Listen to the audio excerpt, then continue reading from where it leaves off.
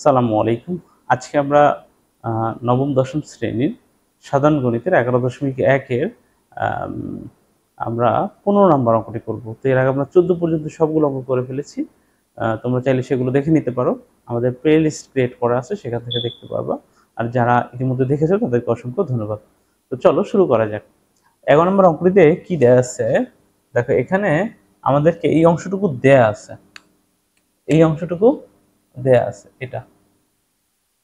অর্থাৎ এই অংশ সমান এই অংশ হলে এবং এটা সমান এটা হলে প্রমাণ করতে হবে যে x/a = y/b = z/c। এটা আমাদেরকে প্রমাণ করতে হবে। তাহলে আমাদের দেয়া আছে এটা। ওকে, এখান থেকে আমরা যেভাবে শুরু করব, আমরা ধরি এই পুরাটা সমান আমরা একটা মান ধরে নিব। ওকে, আমরা ধরি প্রথমেই ধরি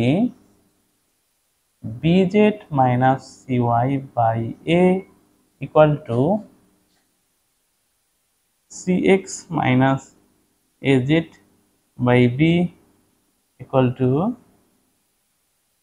ay minus bx by c equal to k। আমরা k ধরে নিয়েছি, পুরো অংশটা সমান আমরা k ধরেছি। তাহলে দেখো এখান থেকে আমরা একটা জিনিস লিখতে পারি। দেখো এই প্রত্যেকটা সমানই কিন্তু k, এই অংশটা সমানও k, এই অংশটা সমানও k এবং এই অংশটা সমানও কিন্তু k হবে। ধরো আমরা যারা হচ্ছে যে 14 নম্বর করছি সেখানেও আমরা একই ধরনের কাজ কিন্তু করছি। ধরো যদি এরকমই থাকে a = b = c এবং এটার যদি তোমার হয় হচ্ছে ধরো 5, তাহলে এক্ষেত্রে এর ভ্যালু হচ্ছে 5, বিও 5 এবং সি সমান সমান 5 লেখা যায়। একই জিনিস আসলে এখানে। তাহলে আমরা যেটা লিখতে পারি, অতএব bz/cy = a সমান হচ্ছে k। এইখান থেকে যদি আমরা আর গুণন করি তাহলে আমরা এরকম পাই না, bz - cy হচ্ছে a k। এটাকে আমরা ধরো 1 নং ইকুয়েশন দিয়ে ফেলি। ঠিক আছে, এটাকে আমরা 1 নং ইকুয়েশন দিয়ে ফেলি। এরপর হচ্ছে সেকেন্ড যেটা, সেখান থেকে পাই আবার cx minus az by b equal to কত, k। ঠিক আছে, আমরা এই অংশটুকু দেখো, এই অংশটুকু যে বানালাম এটা হচ্ছে এই অংশ থেকে এইটা সমান কিন্তু k, সেটা আমরা এখানে ধরেছি। এই যে এখান থেকে আমরা এই অংশটাকে পাইছি। একইভাবে এই অংশটুকু সমানও কিন্তু k, তা সেটা আমরা লিখছি। ওকে, তাহলে এখান থেকেও আমরা যেটা পাবো, অতএব cx minus az equal to হচ্ছে bk। এটা হচ্ছে ইকুয়েশন 2 দিলাম আমরা। Two easy. ওকে, আমরা শুধুমাত্র কি করছি, আর গুণন করলেই এটা পাওয়া যায়। থার্ড যেটা আছে এইটা সমানও কিন্তু k। ওকে, তাহলে আবার ay minus bx by হলো c equal to k। অতএব এখান থেকে আমরা লিখতে পারবো ay minus bx equal to হচ্ছে ck। এটাকে আমরা ইকুয়েশন 3 দিয়ে দিব।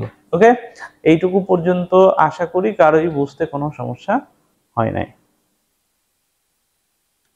ওকে, এখন আমরা এই তিনটা ইকুয়েশনকে এ বি সি দ্বারা গুণ করব এবং এদেরকে যোগ করব।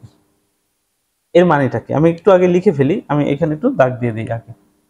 ঠিক আছে, এইটার নিচের অংশ আমরা এদিকে লিখি। আমরা লিখব 1, 2 ও 3 নং। ওকে, যথাক্রমে 1 ও 2 নং 3, 1, 2 ও 3 নং সমীকরণকে যথাক্রমে কি এ বি ও সি দ্বারা গুণ করে যোগ করি। ঠিক আছে, সি দ্বারা গুণ করে কি করব, যোগ করব। ঠিক আছে, যোগ করি।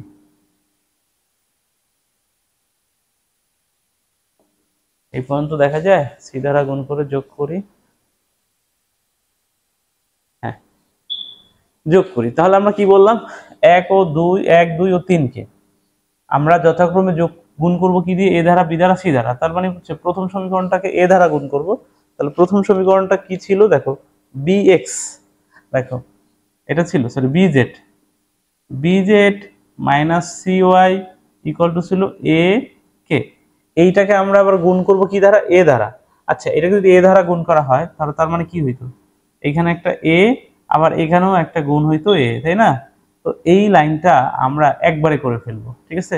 তাহলে মানে একটা লাইন কমে যাবে। কিভাবে করব, দেখো এ ধারা এই পুরোটাকে যদি গুণ করি, এখানে কি হবে, এ বি জেড, তাই না? এখানে কি হবে, এ বি জেড, এখানে হবে এ বি জেড, আর এখানে কি হবে, একটা এ চলে আসবে, মাঝখানে মাইনাস থাকবে, আর এখানে কি হয়ে যাবে, এ স্কোয়ার হয়ে যাবে, ঠিক আছে? এটা গেল, এখানে আর এই ব্র্যাকেটটা দরকার নাই, আশা করি বোঝা গেছে। এরপরে তাহলে আমরা এ ধারা 1 নং সমীকরণকে গুণ করে ফেলছি। এরপরে বি ধারা করব 2 নং সমীকরণকে, অর্থাৎ এই অংশটাকে।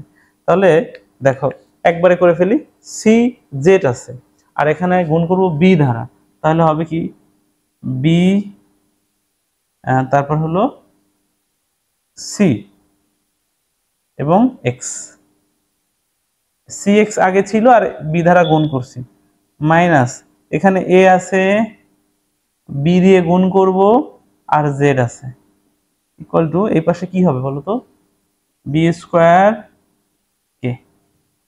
ক্লিয়ার?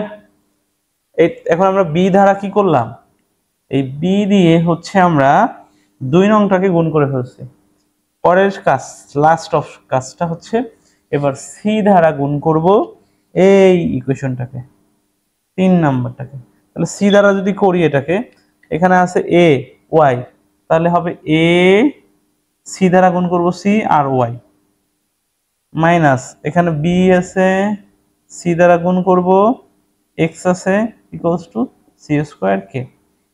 তাহলে আচ্ছা, আমাদের এ বি সি দিয়ে 3টা সমীকরণকে গুণ করা হয়েছে। গুণ করার পরে আর একটা কথা বলছি যে এদেরকে যোগ করব, মানে গুণ করে যেগুলো পাওয়া যাবে, গুণ করে তো আবার প্রত্যেকটা সমীকরণের একটা আলাদা আলাদা করে ফরম্যাট পাওয়া গেছে, মানে এই হচ্ছে 1 নাম্বারটা পাওয়া গেছে, এটা হচ্ছে 2 নাম্বারটা, এটা হচ্ছে 3 নাম্বারটা, এবং এদেরকে আবার কি করব, যোগ করব বলছি। তার মানে যোগ করব মানে হচ্ছে দেখো এখান থেকে দাগ দিয়ে দেই, দাগ দিয়ে দিলে এটাকে এভাবে নিচে নিচেও করা যায়, বা চাইলে সামনাসামনিও করা যায়, অর্থাৎ এই অংশ যোগ এই অংশ যোগ এই অংশ ইকুয়াল টু এইটা যোগ এইটা যোগ এইটা, দুইভাবেই করা যাবে। প্রয়োজনে আমি এটা দেখায়ও দিব। এখন দেখো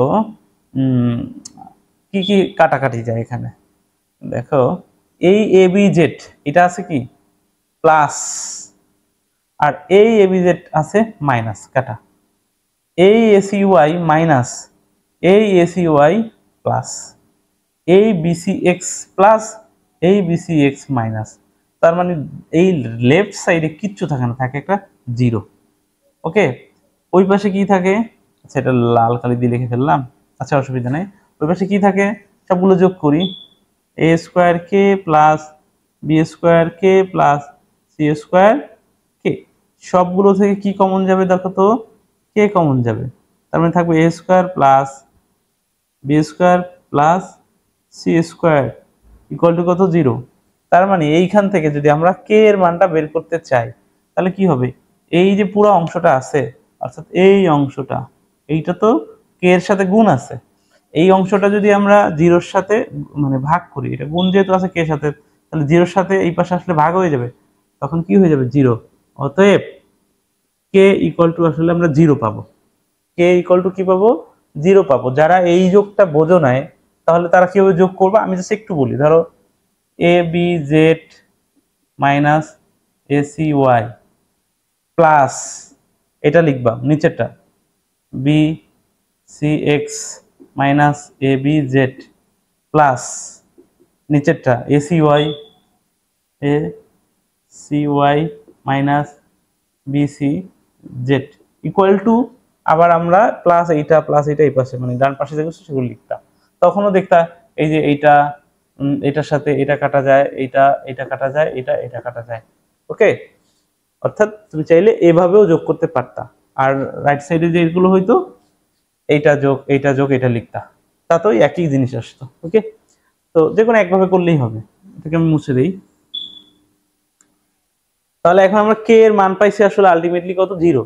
এই কে এর মানটা আমরা 1 নং এ বসাবো, আবার 2 নং এ বসাবো, দুটো সমীকরণে বসাবো। ঠিক আছে, তো এটাকে আলাদা আলাদা করেও লিখতে পারি বা একবারও লিখে দিতে পারি যে কে এর মান 1 নং সমীকরণে বসাই, আর এরপর আবার আমরা কে এর মান 2 নং সমীকরণে বসাবো, বা একবারে লিখতে পারি এভাবে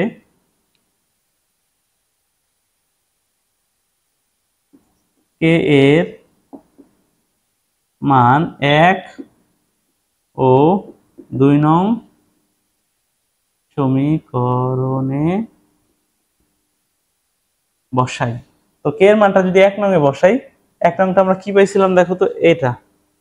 ঠিক আছে, তাহলে এখান থেকে দেখো আছে হলো B Z minus C Y equal to A into K এর মান 0 যদি হয়, তার মানে এই পুরাটাই 0 হয়ে যাবে, কারণ 0 দিয়ে কোনো কিছু গুণ করলে 0 হয়ে যায়। তো বা এখানে B Z equal to C ওয়াইটা ওই পাশে গেলে প্লাস হয়ে যাবে, সি ওয়াইটা ওই পাশে গেলে কি হয়ে যাবে, প্লাস হয়ে যাবে। ওকে, এখন এখান থেকে দেখো আমরা যে কাজটা করব, অতএব পরের লাইনে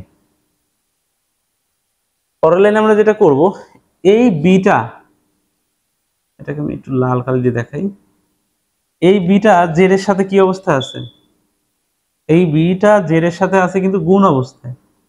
এটা যদি আমরা রাইট সাইডে নিয়ে যাই তাহলে কি হয়ে যাবে, ভাগ অবস্থা হয়ে যাবে না, তাহলে নিচে, এটা নিচে চলে যাবে বিটা, আর এই পাশে কিন্তু উপরে শুধু জেড রইল। ভালো কথা।